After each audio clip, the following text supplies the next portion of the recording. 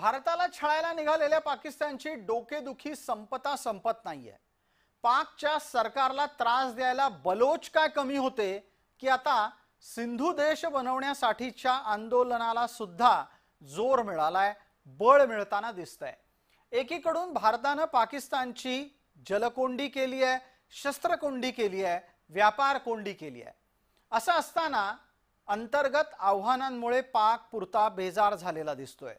सिंधू देश आणि बलोच प्रांतातली स्वातंत्र्य आंदोलनं जसजशी वाढत जातील तसतसे पाकिस्तानच्या नाकी नऊ येत जातील। भारताने याचा योग्य वेळी योग्य फायदा उचलायला हवा, हे नक्की।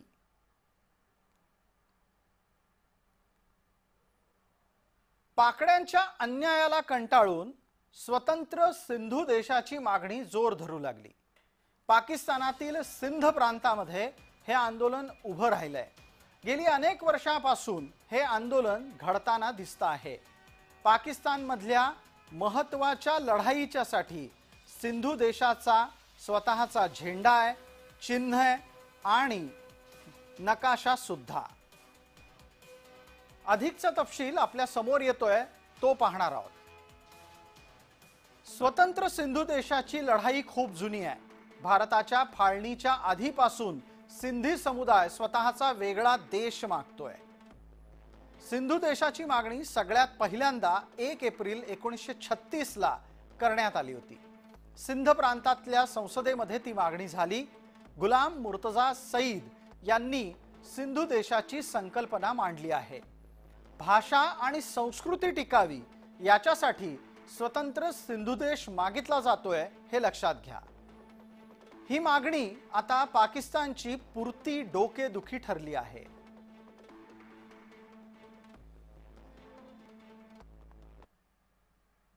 आता पाकिस्तानमध्ये अजून एक चळवळ सुरू झालेली आहे, ज्याचं नाव आहे जिओ सिंध चळवळ, आणि याविषयी वर्तमानपत्रामध्ये काही बातम्या आलेल्या आहेत। आपल्याला आठवत असेल की काही दिवसापूर्वी बलुचिस्तान एक स्वतंत्र राष्ट्र बनावं अशी घोषणा करण्यात आली आणि त्याला भरपूर सपोर्ट मिळाला। जे नॉर्थ वेस्ट फ्रंटियर प्रॉव्हिन्स म्हणजे जे खैबर पख्तूनख्वा आहे, तिथे सुद्धा एक मूवमेंट सुरू आहे, ज्यांना भाग बनायचा आहे अफगाणिस्तानचा। आणि यामध्येच आता भर म्हणून जिओ सिंध ही मूवमेंट सुरू झालेली आहे की ज्यांना एक स्वतंत्र सिंधू देशाची स्थापना करायची आहे। परंतु जिओ सिंध मूवमेंट ही जोराने सुरू करण्याकरता अजून त्यांना एखाद्या मोठ्या नेत्याची गरज पडेल। जर बिलावल भुत्तो ते नेते बनले आणि त्यांना जर वेगळा देश स्वतंत्र करायचा असेल तर गोष्ट वेगळी, परंतु सध्या या चळवळीला समर्थन कमी आहे। हिंसाचार फारसा होत नाहीये, म्हणून सिंधू देश वेगळा करण्याकरता वेळ लागेल। एकीकडे सिंधू देश स्वतंत्र करण्याची मागणी आहे, तर दुसरीकडे बलोच पाकिस्तान सैन्याला पुरते छळताय। बलोच नेत्यांमधलं एक लक्षवेधी नाव आहे मेहरंग बलोच। त्यांच्या शब्दानं तर पाकिस्तान सैन्याची पुरती खिल्ली उडवली जातीये। मेहरंग बलोच बोलायला उभ्या राहतात तेव्हा तिथं असलेला हजारोंचा जनसमुदाय त्यांच्या प्रत्येक वाक्याला टाळ्या वाजवतो आणि जल्लोषानं आपल्या मागण्या अधिकाधिक जोरजोरात घोषणांच्या स्वरूपामध्ये मांडायला लागतो।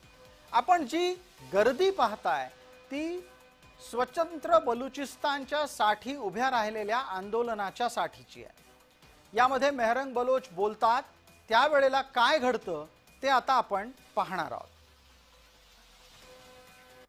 जिस तरह 21 फरवरी ढाका में उन नौजवानों को मारा गया जो अपनी कौमी जुबान के लिए एहतजाज कर रहे थे, उस तरह 21 दिसंबर जब आपकी औरतों की शलवारें खींची गई, उस दिन को याद रखना है। उस दिन को भूलना नहीं है। अपनी याददाश्तों में कुरच कुरच के उस दिन को याद रखना कि जब आपकी औरतों के हौसले इतने मजबूत थे, दुपट्टे तो निकाल दिए इन्होंने, फिर शलवारों पर हाथ लगाया इन बेगैरतों ने। वो निकले हुए दुपट्टे ये औरतें आपके सामने लाई है एक मेड़ के तौर पर कि यक जाओ जाओ, यक जाओ जाओ। इस कौम को देखो, ये बदबख्त वही कौम है जिसने बंगालियों की औरतों की अस्मत दरी की। ये हम पर रहम नहीं करेगी, ये कभी रहम नहीं कर सकती हम पर। पाकिस्तानातलं सैन्य अत्यंत निर्दयीपणे बलोच स्वातंत्र्य युद्धाला चिरडून टाकू पाहत आहे आणि यामुळे पाकिस्तानची जगात छिथू होतीये। सिंधू देश नवीन बनण्याचा प्रयत्न केला जातो आहे, तर म्हणजे बलुचिस्तान ते सिंध या सगळ्या भागामध्ये आझादीचे नारे सुरू झालेले आहेत आणि पाकिस्तानमध्ये अंतर्गत पातळीवरती मोठी अशांतता पसरलेली आहे।